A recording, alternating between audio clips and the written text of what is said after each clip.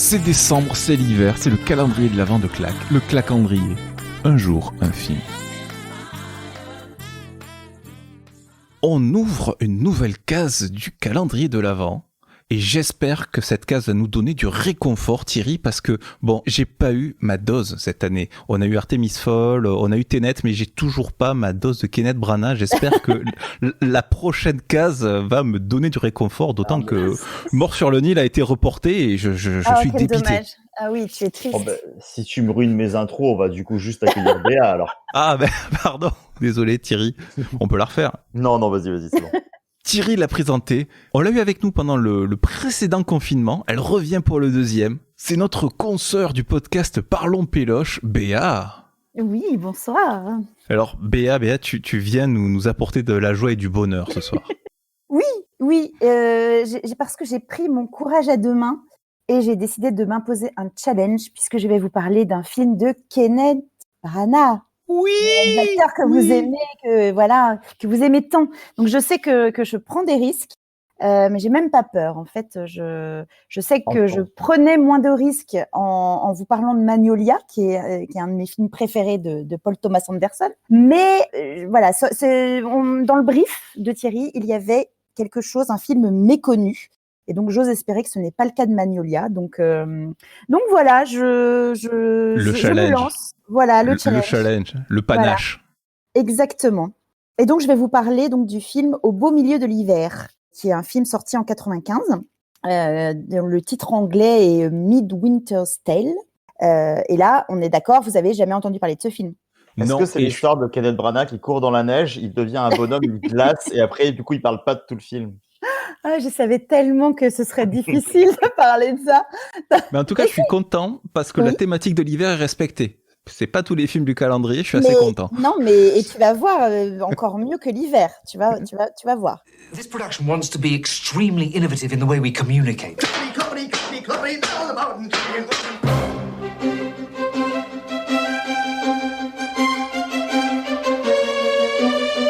here to play the Queen. Good Hamlet, cast thy nighted colour off, and let thine eye look like a friend.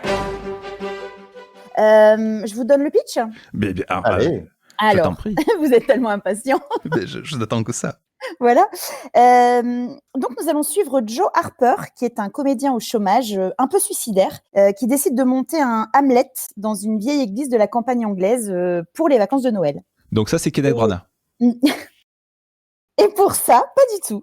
Et pour ça, il engage 6 acteurs plutôt sans talent, qui doivent jouer donc les 24 rôles de la pièce de Shakespeare. Donc ça, c'est Kenneth Branagh. Donc ça, c'est le pitch. Alors justement, donc, le premier argument pour que vous regardiez le film, c'est que Kenneth Branagh ne joue pas dedans. Je vais le regarder tout de suite. Est-ce que ça, c'est pas un bon argument? En fait, Artemis Fowl, tu sais... Non, mais il n'y a aucune star. Et finalement, les seules stars, alors il y a beaucoup de gens, on a l'impression de les avoir déjà vus, donc ils ont plutôt des seconds rôles et d'autres qu'on connaît pas du tout et qu'on ne reverra jamais. Mais les seules stars sont quand même, il y a quand même John Collins de Dynasty qui joue l'agent, et puis Jennifer Saunders qui fait une apparition à la fin. Trop cool. Mais pour ça, mais il y a aucune star et en fait c'est pour ça qu'on y croit, parce que le deuxième argument pour regarder ce film, c'est que ce sont des losers, mais des losers magnifiques. Ce sont tous des comédiens avec, forcément des comédiens, donc avec les égos, les doutes, les caprices, les fantaisies. Et alors pour être moi-même comédienne à mes heures, le film est bourré de clichés sur la vie d'une petite troupe de théâtre.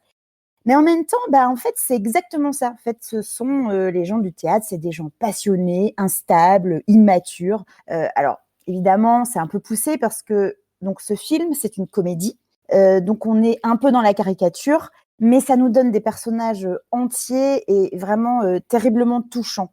Et on vit avec eux dans cette église perdue dans la campagne, qui est un décor totalement improbable.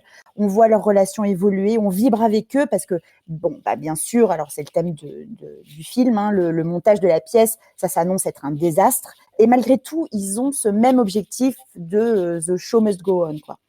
Donc, en fait, et c'est encore un argument, je trouve, c'est un film qui a été tourné alors dans la filmo de de votre ami Kenny. C'est après le blockbuster Frankenstein.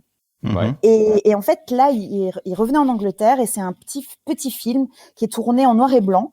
Il n'y a pas d'effets spéciaux tout pourris. On est vraiment juste sur les relations humaines et leur fragilité, quoi. Donc, alors bien sûr, quand on connaît un peu la carrière de Kenneth Branagh, ça va plus loin. On sent vraiment la déclaration d'amour au théâtre et à Shakespeare. Enfin, forcément, il a fait Hamlet, Henri V, beaucoup de pour rien.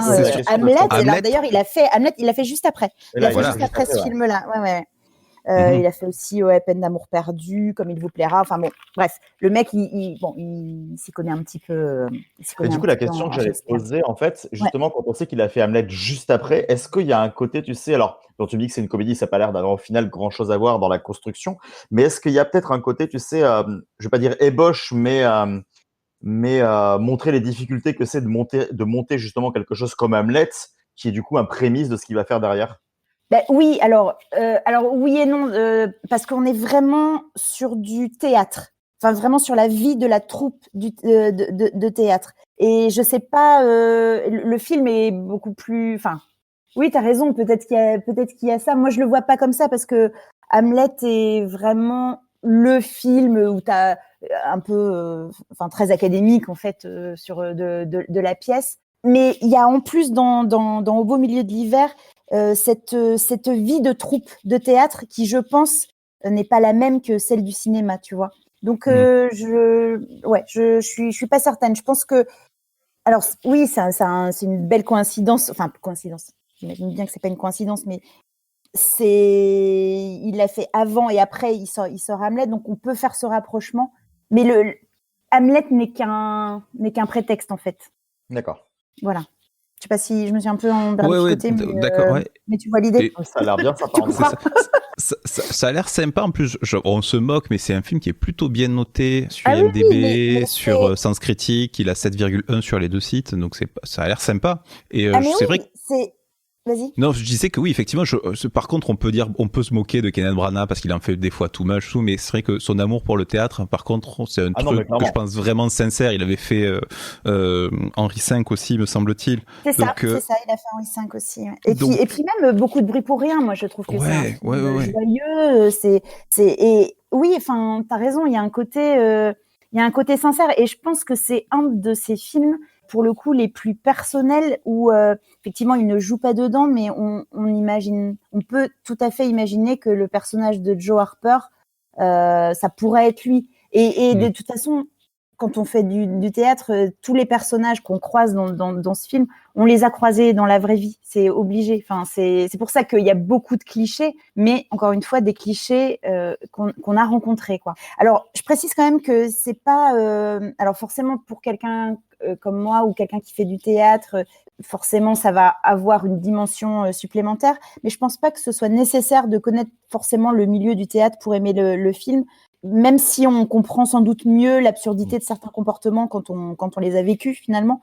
Mais donc vraiment, je pense que tout le monde peut aimer ce film. Alors, tu vas forcément en avoir, et vous ferez peut-être partie de ces gens qui diront qu'il y a un peu trop de bons sentiments, pas trop de surprises. Mais c'est drôle, c'est émouvant, comme je disais, il y a un côté vraiment sincère. Et les acteurs sont très bons, ils sont très anglais. Et c'est un excellent feel-good movie. Et mon dernier argument, et non des moindres, c'est qu'en ce moment, je trouve que la culture, elle est bien malmenée et que c'est un conte de Noël qui fait du bien. Voilà. Oh. C'est un argument que je trouve tout à fait sympathique. Mais c'est vrai qu'après, tu vois, voilà, Kenneth Branagh, on s'en manque beaucoup. C'est vrai, on va pas se mentir. Mais je peux comprendre, hein, c'est pas mon Mais réalisateur préféré. c'était plus par rapport à ce qu'il a fait récemment, tu vois, qu'on se moquait, parce que c'est vrai que dernièrement, il est quand même pas mal parti en vrille dans pas mal de ses choix et dans sa manière de se mettre aussi lui-même en scène. Mais c'est vrai que même s'il a toujours eu ce côté too much qu'on retrouve dans ces films-là, moi je pense au Frankenstein, je pense à Henri V, je pense même, voilà, beaucoup de bruit pour rien, je suis d'accord avec toi. Mais c'est vrai qu'il y a toujours, et ça je peux pas lui retirer, hein, je pourrais crachoter à son visage autant que je veux, je sais pertinemment que ce mec est un amoureux du théâtre, un amoureux du cinéma, et que il déclamera toujours, en tout cas, son amour pour tout ça à travers ses films. Ce film est une vraie déclaration d'amour, et justement à ce métier de comédien en plus qui est difficile, et tu te demandes, hein, tu te dis mais pourquoi il y a des gens qui s'infligent ça en fait, tu sais, juste par passion, et ça va, et c'est plus fort que tout en fait. Et c'est très bien, je trouve, c'est très bien retranscrit dans ce film. Ah, j'ai envie de le revoir. Vous m'avez donné envie. Voilà. Tu m'as vraiment convaincu. Il fallait pas grand-chose pour me convaincre d'aller voir Kinect. Mais où peut-on le voir, Thierry ? Alors, c'est un peu plus compliqué. Alors, enfin, c'est pas compliqué. Non, mais par contre, il faut mettre des sous. Ah, voilà, encore il faut mettre des sous. On peut le voir à la location ou en achat sur deux endroits différents si vous voulez faire du streaming, évidemment. C'est sur Orange ou Canal VOD. Et donc, dans les deux cas, location 3 balles, achat 8 balles. Voilà. Franchement, ça les vaut. Ça vaut 3 € si vous voulez juste le regarder. Franchement, ça les vaut. Je vous aurais bien dit d'aller chercher le DVD, mais on a fermé les rayons culture, donc bon. Ce n'est pas un commerce essentiel, la culture. Ouais, bah non, bien sûr. Mais dites que c'est pour Kenneth Branagh, ils vont ouvrir le rayon exprès. Merci Béa, challenge relevé haut la main. Ouais, merci à vous de m'avoir invité, c'est toujours un plaisir. Merci Béa, merci Thierry. Merci chers auditeurs d'avoir écouté. On se retrouve demain pour un nouveau film dans ce calendrier de l'Avent, le clacandrier. Je le dis pas souvent, clacandrier, je devrais le dire plus souvent. Clacandrier. Ah oui. Il dirait comment, Kenneth ? Le crown cray. Non, Ouais, il dirait clack and myself dreer. Oh là là. Avec l'accent franco-belge d'Hercule Poirot. Avec l'accent russe de Tenet. C'est un comédien avec son ego. Vous comprendrez, regardez le film. On va regarder le film. Merci.